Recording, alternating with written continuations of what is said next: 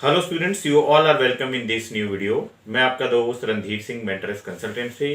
दोस्तों, आज के इस वीडियो में मैं बहुत ही इंपॉर्टेंट टॉपिक आपके लिए लेके आया हूं, वो है स्टेटमेंट ऑफ पर्पस। दोस्तों, स्टेटमेंट ऑफ पर्पस आपने कैसे लिखना है, कैसे स्टेटमेंट ऑफ पर्पस को आप लोगों ने बनाना है, क्या क्या इंपॉर्टेंट फैक्टर रहते हैं स्टेटमेंट ऑफ पर्पस को लिखने के लिए या बनाने के लिए, वो सारी डिटेल मैं आपको इस वीडियो में दूंगा। और वीडियो शुरू करने से पहले आप लोगों से रिक्वेस्ट रहेगी कि अगर आप हमारे चैनल पे नए हैं तो हमारे चैनल को सब्सक्राइब जरूर कर लें, सो दैट इस तरह के इन्फॉर्मेशनल वीडियो आप तक पहुंचते रहें। सो बात करते हैं जी स्टेटमेंट ऑफ पर्पस की। सबसे पहले तो दोस्तों ये बहुत जानना जरूरी है कि स्टेटमेंट ऑफ पर्पस है क्या। जैसा कि इसके नाम से ही हम आइडिया लगा सकते हैं कि हमने जिस भी कंट्री के लिए, जिस भी कॉलेज, यूनिवर्सिटी या स्पेसिफिक प्रोग्राम के लिए हमने अप्लाई करना है, तो उसको हमारा अप्लाई करने का पर्पस क्या है, हम क्यों वो पढ़ाई या क्यों वो यूनिवर्सिटी या कॉलेज या प्रोग्राम हमने जो है वो सिलेक्ट किया है, उसका रीज़न क्या है, उसका पर्पस क्या है, वो हम स्टेटमेंट ऑफ पर्पस में मेंशन करते हैं। और जो हमारा खुद का आइडिया है, खुद के अपने वर्ड हैं, या जो हमारा खुद का कॉन्सेप्ट है, या जो हमारा खुद का टारगेट है, वो हम स्टेटमेंट ऑफ पर्पस में एक्सप्लेन करते हैं। स्टेटमेंट ऑफ पर्पस की जो ज़रूरत है वो सभी कंट्रीज़ के स्टूडेंट वीज़ा के लिए रिक्वायरमेंट होती है। अगर आप ऑस्ट्रेलिया अप्लाई कर रहे हैं, कनाडा अप्लाई कर रहे हैं, यूके अप्लाई कर रहे हैं, यूएसए अप्लाई कर रहे हैं, यूरोप की किसी भी कंट्री, जर्मनी, फ्रांस, इटली, कहीं पे भी अप्लाई कर रहे हैं, तो स्टेटमेंट ऑफ पर्पस आपको अपनी फाइल के साथ लगाना पड़ता है। स्टेटमेंट ऑफ पर्पस की हमें जो रिक्वायरमेंट होती है वो दो स्टेज पे होती है। एक तो हमें एडमिशन स्टेज पे ज़रूरत होती है, और सेकंड जो रिक्वायरमेंट है वो हमें वीज़ा फाइलिंग के टाइम ज़रूरत होती है। दोनों ही जो स्टेजेस हैं वो बहुत ज़्यादा इम्पॉर्टेंट हैं, और हमारी जो स्टेटमेंट ऑफ पर्पस है वो बहुत ज़्यादा प्रिसाइज, वो बहुत ज़्यादा अप टू द मार्क और सही होनी चाहिए। अब स्टेटमेंट ऑफ पर्पस आपने बनानी कैसे है, ये स्टेटमेंट ऑफ पर्पस में मेजर फैक्टर्स क्या हैं जो आपने मेंशन करने हैं। सो सबसे पहला जो मैं टिप्स आपको बताना चाहूँगा वो मैं ये बताना चाहूँगा कि हर एक स्टूडेंट का जो एकेडमिक बैकग्राउंड है, स्टूडेंट का जो इंग्लिश प्रोफिशिएंसी है, स्टूडेंट ने जो कंट्री की सिलेक्शन करी है, कॉलेज यूनिवर्सिटी की सिलेक्शन करी है, या स्टूडेंट का जो फाइनेंशियल बैकग्राउंड है वो डिफरेंट डिफरेंट है। तो स्टेटमेंट ऑफ पर्पस किसी की कॉपी टाइप, या हम सेम इंफॉर्मेशन किसी और स्टूडेंट की या किसी अपने फ्रेंड की, वो स्टेटमेंट ऑफ पर्पस में हमें नहीं लिखनी चाहिए। आपका जो प्रोफाइल है, आपका जो डिटेल्स है, उसके अकॉर्डिंग आपकी स्टेटमेंट ऑफ पर्पस बननी चाहिए।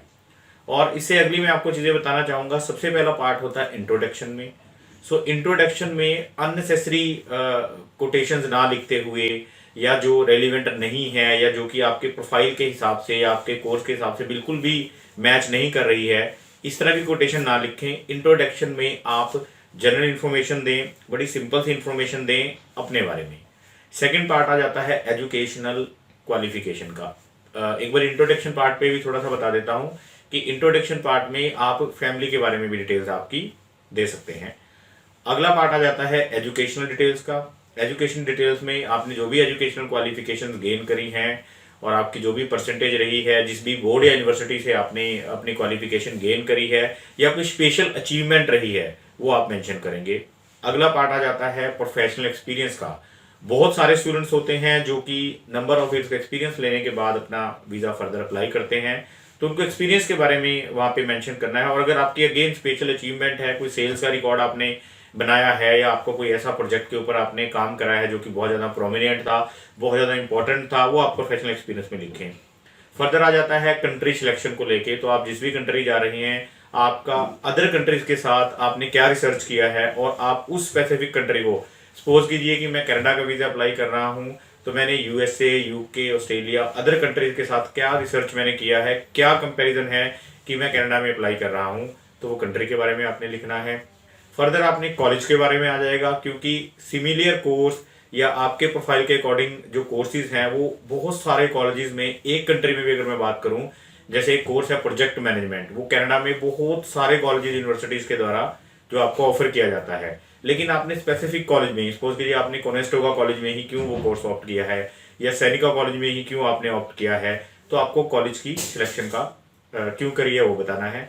फर्दर आपने कोर्स के बारे में आपका पर्सनल रिसर्च होना बहुत ज़्यादा ज़रूरी है, क्योंकि प्रोग्राम ही एक ऐसी चीज़ है जो आपका डिसीजन है, यानी कि वो पढ़ाई आपने वहाँ पे करनी है और उसी के आपको फर्दर बेनिफिट होने वाले हैं, उसी के बेसिस पे आप अपना फ्यूचर प्लान एक्सप्लेन करने वाले हो। तो प्रोग्राम के बारे में आपकी सेल्फ रिसर्च होनी बहुत ज़रूरी है और डिटेल्ड इन्फॉर्मेशन लिखना ज़रूरी है। आगे दोस्तों आएगा कि ये प्रोग्राम, ये स्पेसिफिक स्टडी करने के बाद आपको फ्यूचर में क्या बेनिफिट्स होने वाले हैं। सपोज कीजिए अगर मैं वायरलेस नेटवर्किंग का प्रोग्राम करता हूँ या मोबाइल एप्लीकेशन डेवलपमेंट का प्रोग्राम कर रहा हूँ या मैं एमबीए प्रोग्राम कर रहा हूँ, तो एमबीए प्रोग्राम करने के बाद मुझे फ्यूचर में इसके क्या बेनिफिट्स होने वाले हैं, मैं क्या स्किल्स, क्या नॉलेज या क्या जो डिटेल्स है या क्या मैं वहाँ से गेन करने वाला हूँ इस क्वालिफिकेशन से, वो आपको मेंशन करना है। और इसके बाद दोस्तों आएगा आपका जो है फ्यूचर प्लान, कि स्पेसिफिक यूनिवर्सिटी एंड कॉलेज से एक स्पेसिफिक कोर्स करने के बाद आपका फ्यूचर प्लान क्या है। फ्यूचर प्लान भी अगेन इसकी आपके ऊपर रिसर्च होनी चाहिए, कौन कौन सी जॉब्स अवेलेबल हैं, या अगर आप बिजनेस करना चाहते हैं तो आपका बिजनेस प्लान क्या है। सपोज करो मैंने हॉस्पिटलिटी का बैचलर ऑफ हॉस्पिटलिटी करा है मैंने ऑस्ट्रेलिया से, और उसके बाद मैं इंडिया में आके रेस्टोरेंट कोई खोलना चाहता हूँ, तो उसके लिए मेरा क्या प्लान है, मैंने पहले से कोई ड्राफ्ट तय किया है कि नहीं करा है, मेरे पास किस तरह के फाइनेंशियल्स अवेलेबल होंगे उस प्रोजेक्ट को या जो होटल होगा या जो रेस्टोरेंट होगा उसको चलाने के लिए किस तरह का क्या प्लान है, पूरी रिसर्च आपके पास होनी चाहिए। और इसी तरह से जॉब्स, अगर आप देखते हैं कि मैं पढ़ाई करने के बाद जॉब्स करूंगा अपनी होम कंट्री में या उस कंट्री में भी जहाँ से आपने एजुकेशन ली है, तो वो जॉब के बारे में आपके पास क्या डेटाबेस है, आपने क्या रिसर्च किया है। और इसके अलावा बहुत ही इंपॉर्टेंट एस्पेक्ट जो रहता है वो रहता है फाइनेंशियल्स। देखिए दोस्तों, अगर आप बाहर स्टडी करने के लिए जा रहे हैं किसी भी कंट्री में, तो ये जो अफेयर है ये 20, 25, 30 हजार डॉलर से लेके 50, 60, 70 हजार डॉलर का अफेयर है, यानी कि इतने पैसों की आपको जरूरत पड़ेगी।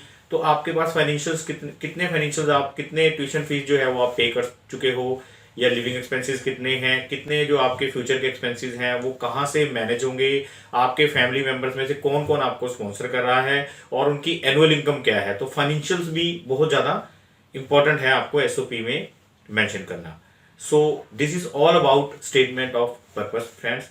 और स्टेटमेंट ऑफ पर्पस, जैसे कि मैंने स्टार्टिंग में भी कहा था, हर एक स्टूडेंट का प्रोफाइल अलग है, फाइनेंशियल सिचुएशन डिफरेंट डिफरेंट है, फैमिली का बैकग्राउंड अलग है, कंट्री की सिलेक्शन, कोर्स की सिलेक्शन और जो उसमें इन्वेस्टमेंट है, जो उसमें खर्चे इन्वॉल्व हैं वो अलग अलग हैं। तो आप किसी की कॉपी मत कीजिए, अपनी सेल्फ रिसर्च से आप अपने आइडियाज से, अपनी डिटेल्स के थ्रू, अपनी रिसर्च के थ्रू अपनी स्टेटमेंट ऑफ पर्पस आपको लिखना चाहिए। और अगर आप इस तरह से अपनी स्टेटमेंट ऑफ पर्पस लिखेंगे तो आप बहुत अच्छी स्टेटमेंट ऑफ पर्पस अपनी लिख सकते हो और डेफिनेटली आप एडमिशन भी गेन कर सकेंगे और आप अपना वीज़ा भी गेन कर सकते हैं। सो दोस्तों, this is all about statement of purpose. अगर आपका कोई क्वेश्चन हो, सवाल हो, तो आप हमें व्हाट्सएप कर सकते हैं, ईमेल कर सकते हैं, फ़ोन कर सकते हैं, और वीडियो को ज़रूर लाइक कीजिएगा, शेयर कीजिएगा। And thanks for watching this video. अगले वीडियो में नई इन्फॉर्मेशन के साथ फिर से आपके साथ हम जो कॉन्टैक्ट करेंगे, तब तक के लिए थैंक यू।